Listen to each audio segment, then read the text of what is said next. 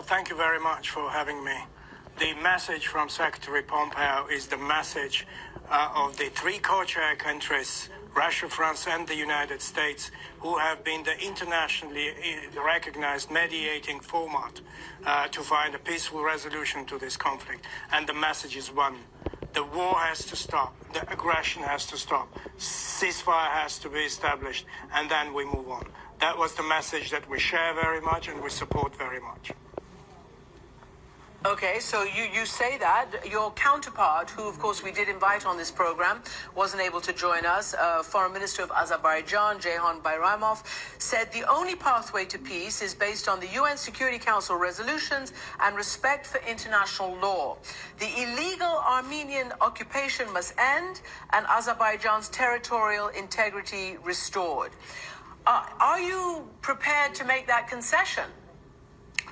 We are not talking about concessions. We're talking about establishing ceasefire now and returning to the peace process. Now, when it comes to the future of Nagorno-Karabakh, this whole conflict is about people, is about our compatriots in Nagorno-Karabakh, the Armenians who have been resisting the subjugation to the domination, to the domination of Azerbaijan. This has been the whole story. It is all about our people who are pounded with bombs and rockets and missiles. Now, the existential physical security of our compatriots has been the core of this problem, has been the core of the issue. And what we have been insisting upon is that we find a peaceful resolution to this conflict in which the security of our compatriots finds its expression, and that the status of Nagorno-Karabakh, the right to self-determination of our compatriots, is a very basic principle recognized by the international community, and that has to be delivered now. Our people in Nagorno-Karabakh will live in freedom, in dignity, in safety, and in security. That's the core issue of this conflict. It's about people. It's not the conflict. It's the real lives of people. As we are talking, when we were here in Washington, when we were trying to further reinforce the message of ceasefire, the message of going back to the peaceful resolution, I have been receiving now messages when coming out of the meetings, messages from Armenia, from Nagorno-Karabakh, that the civilian settlements, the towns of Stepanakert, Hadrut, Martini, have again been the target of heavy shelling, missile shelling by the Azerbaijani forces. The civilians are dying. The humanitarian situation is very dire. And this is not going to happen. I get it.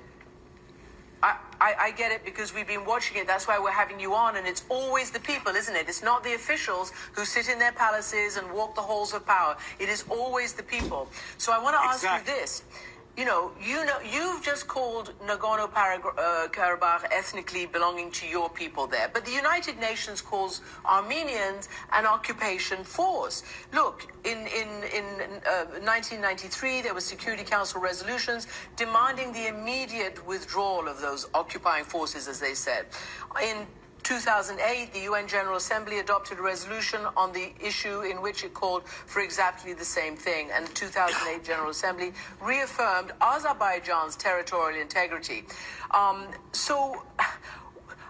This obviously has to happen through negotiation. You can see it pointed out there in black and white, and yet you can also see that your people have a right to safety and to their own rights.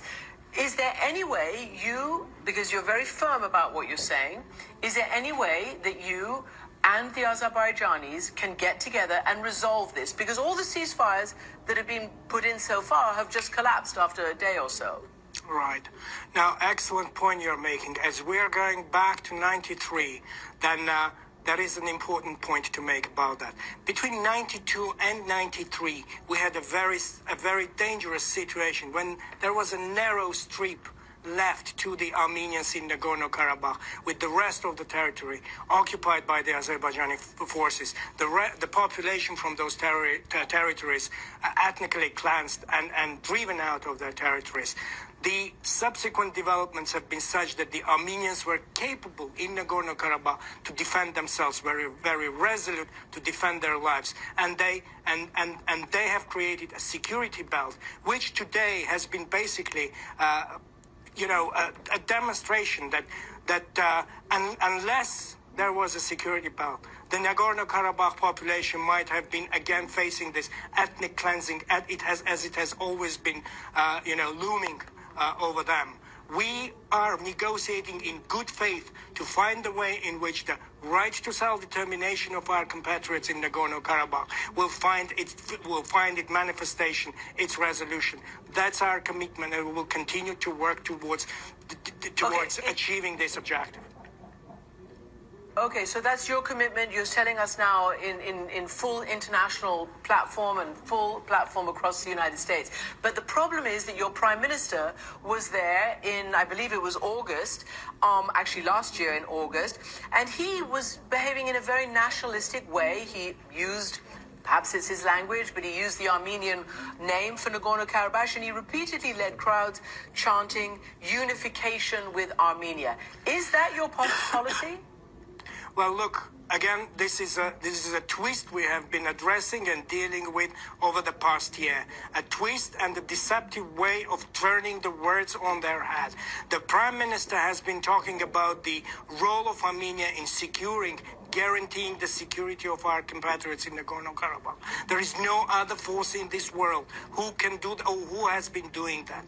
And the Prime Minister has been talking about the way in which Armenia is developing, Armenia is reforming, and he was reaffirming that Armenia will not be indifferent to the fate of its compatriots in Nagorno-Karabakh.